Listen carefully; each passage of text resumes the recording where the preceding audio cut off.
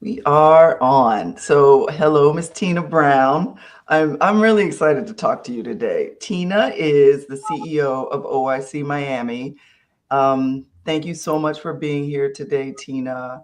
Um, I met you through the Saltwater Fellowship when I spoke to you and your amazing peers at that workshop, and it was such a meaningful session for me, and I hope I gather for all of you also. But yeah, it was an amazing experience.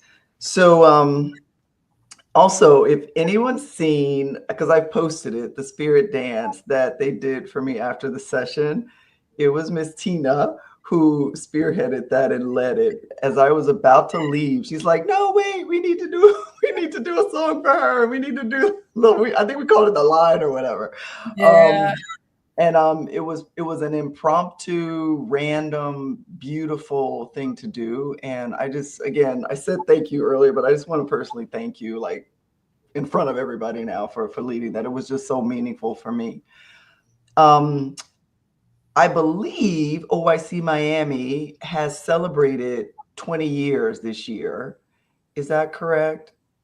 That is correct. We So, have celebrated a little over yeah, 20 now. Just we've kind of been in yeah. that celebration mode for the last year and a As, half. as you should, Yeah, as yeah, you should. yeah. So congratulations. And it seems like you've been there for most of those 20 years, right? So you've probably seen a lot of changes, and then as CEO, you've overseen a lot of the changes at OYC Miami. So we're going to um, talk about how you as a leader, especially like how you've evolved as a leader over those past 20 years. Leaders Talk Communications is all about highlighting how leaders manage communications with their various stakeholders at their company, their nonprofit, and doing so other leaders can learn from you. I know there's some secret magic Tina sauce that you can share with people about what makes you thrive in your communications. So, like most leaders, you're navigating multiple relationships, and we're going to talk about all of that. So, first, tell us about your work and what inspires you the most about what you do. Sure. So OYC Miami is I'm gonna say a community development center. 20 years ago when we got started, we were mostly known as this youth organization, but we're so much more than that now. We're this really holistic and comprehensive program model that really seeks to strengthen community at large. Mm, Our core, mission and vision started around youth, but we realized that we could not do this work without incorporating the entire family, our the business community around us. And really, our primary goal is to ensure that our children, our families can reach their full potential, and that we can mm, wrap a lot of supports around them, providing them with all the resources that they need to do that. What mm, inspires me mostly is that I grew up in Overtown, so this is mm, home for me, and I've seen this community change over the last, you know, 50 years, and I remember growing up here, and I thought things were great. It was a bunch of kids. I lived in an apartment building, and we just had a lot of fun. And then after sort of getting older, I realized this community was plagued by a lot of challenges. Um, and I often think about friends that I grew up with yeah. and what happened to them as a result of a lot of the changes that happened in Overtown. And that's what inspires me to do this work, right?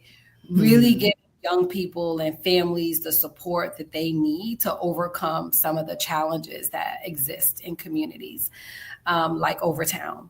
I yeah. think it's extremely important for us to, and part of like our motto and something that we say every day is really seeing people for who they can become rather than who they are today, Mm, in spite of their obstacles. yeah. So for Yeah. me, motivates me because I was definitely once one of these children that's in our program today. And definitely my mom was one of these parents who just didn't, Mm. So Oh, that really, Tina, that is powerful. Like you see yourself and your own mother reflected in the people that you're serving. Like I mean, that's your community, yeah, and yeah, I grew up in a similar neighborhood in Dallas, Texas, and yeah, when you're a kid, you don't see, like, you're just surrounded by joy and people who love you, um, and it's not until you get older and you see what's happened with you and your friends that you're like, hey, there were some issues in my community. yeah. So you're addressing those at OYC Miami. I love that. So talk to me about the different stakeholders that you communicate with. I want to know where you feel that you thrive in connecting with them. Yeah. So number one, our key stakeholders, are internal first, right? It's my staff, Hmm. right? Yeah. I The love people that you said that. Yes. that, no, listen, that's first and foremost. Like, Yeah. you know, I always say like our key stakeholders when I start the list of priorities is internal. It starts with Yeah. my team, it starts with our children, and it starts with our families and people that come into our building every day. Hmm. Um, Hmm. in addition to those individuals, it's our donors, it's our partners, it's our volunteers, Yeah. and it's just the business community at large. Those are the people that I sort of communicate with on a regular basis. Um, you know, I definitely strive to have strong communications with our donor base because those are the individuals that help sustain the work here. Yeah. Yeah. And where is if there was one connecting link that sort of speaks to the way that you engage and where you thrive communicating to all those people and managing all those relationships, like what's that single thing? Like you've got your celebrity owners, you've got your donors, your funders, your employees. What's that special Tina magic that allows you to connect with them? What is that? Maybe it's something that comes from your upbringing, your childhood. Where do you feel you thrive in the way that you communicate with people? I thrive in humility, Mm, um, mm-hmm. and authenticity. Yeah. Um, you know, I feel like, and we talked about this a little bit earlier. I shine when I can make this very personal for people, and Yeah. so that starts with me and my own story, and so I Mm-hmm. show up in this vulnerable space and place most times so that people Mm-hmm. can see me, but they can also see all of the people that they are supporting. Yeah. That's where I shine. I Mhm. shine Yeah. where it's not just a transaction, but I want you to Mm-hmm. see it. I want you to hear it. I want you to feel it. Yeah. Yeah. And No. so whenever, And what better way to do that than telling your own personal story? I'm sorry. Go ahead. Go ahead. no, no, no, no, that's where I thrive in humility Yeah. and authenticity. Yeah. Being who you are and showing that to other people. How do you think that for your donor audience, that authenticity has encouraged their support of OYC Miami? What do you hear from them? Yeah, a lot of times I hear, wow, I take the time to, share the personal stories. And I think that our donors love that. I Mm-hmm. take the time to, if a communication is coming from our marketing team, I'll double back on that communication from my email to say, did you see this? Right? Yeah. I Yeah. want to make sure that you see this. I take the time to text our Mm-hmm. donors and key stakeholders Wow. personally, Yeah. just so that they know that you are human to me, right? Like you're not Mm, just, you're not just a donor, right? This is right. not just transactional. I am grateful in my quiet time to my donors. I'm grateful, and I want to show that even when I'm supposed to be spending time with my own family, I want them to know that they are important, right? Yeah. And Yeah. that I am forever indebted to them always for what they provide for this organization. Yeah. And I I love think that. that keeps them connected, right? We Hmm. always say in this philanthropic space, people don't fund, causes always. There are a lot of amazing causes. People fund people, and people Hmm. fund people who they feel a true sense of connection to. Yeah. And I think connections have to feel real. And that's Hmm. how I show Oh, up. That keeps yeah. people supporting. What about with your staff? Like, where do you see the way your humility and your authenticity? Where do you see that show up in your staff's productivity or support or engagement with the mission? Or I'm curious, like where do you see it with your staff? I'm kind of going off script here, but I'm curious No, about all of these it's things. totally fine. No, I love Yeah. this. I love this authentic conversation. Number one, they see me as like completely human and authentic. And oftentimes I show up in staff meetings very vulnerable.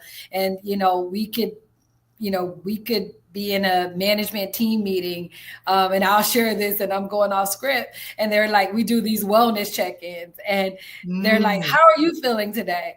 And I'm like, you know what? I just did my blood work last week and I learned that I am fully in menopause. And so I am No. not feeling great. Right. And so Yeah. I show Mm. up that way and I open up communication so people can be real here, right? Yeah. I have Yeah. very high expectations, but I want them to know at the end of all of it, let's be real with each other. Yeah. We're all dealing with something. And Yeah. so the way that they show up in a real way for the people we serve. Mm. That's Yes. what I love, right? Because Yeah, they see me yeah, do it. And so they can go downstairs and talk to a kid and just be real with that kid. They can talk to a yeah, family in our program and they can be real. They don't have to sugarcoat. We don't always have to say the politically correct thing. We can just be open to show people that we are human. We yeah. have our issues too. We care and we're here to like truly And make we're an impact. here. And Yeah, I mean, it's that I hear that realness like trickling down to we're everybody, here. We're I love here. it. We're Okay, here. so what is I'm gonna switch gears a bit. What's the number one communications challenge that you've had that you faced as a leader, and how did you overcome it? Yeah, I don't know. So I'll talk about the challenge, but I'm not sure if I've completely overcome it because I think communication We is are works complex. in progress. Yeah, we are a work in progress. Communication is complex and it's very dynamic. So I think Yeah. the biggest challenge, for me is really making sure that we create and maintain a rhythm of consistency in our messaging. Mm, Um, mhm. and that's where I feel like sometimes you know, we're off depending on who you talk to. It may sound different, it may feel a little different, but it's Yeah. essential that everyone on our team, our board members, our partners, that we're aligned in how we talk about our programs, our impact, and our mission, right? Yeah, Um, yeah, and sometimes that's a challenge because, some things connect and resonate with some folks, and then other things may not, right? right, right. But, communication for me and the challenge is making sure that people really understand the depth and the magnitude of our work, and Mhm, they mhm. truly understand what we do and why it matters, right? Yeah, At the end of the yeah, day. And I yeah, think sometimes, I talk about communications all the time and like how we need to be succinct. And I always use this one band, one sound internally. And sometimes, people miss the boat. But Yeah, for me, yeah, at the end of it, it's why it matters. Like in all of our yeah, communication, the in messaging is like why it matters. yeah, yeah. Oh, And so I wow. struggle with that. Like I continue to struggle with that. Yeah, I mean, I'm gonna go out on a limb here and say that you introduced me to someone who manages communications for you, and I am hoping that she will sit in on my communications messaging workshop, and she can lead your organization through that process to get everybody consistent and aligned. I'll talk to you about that later, but the I always tell people that two of the most critical components, really the number one most critical component of messaging is consistency. Yeah. The second is alignment, like everybody singing out of the same hymnal.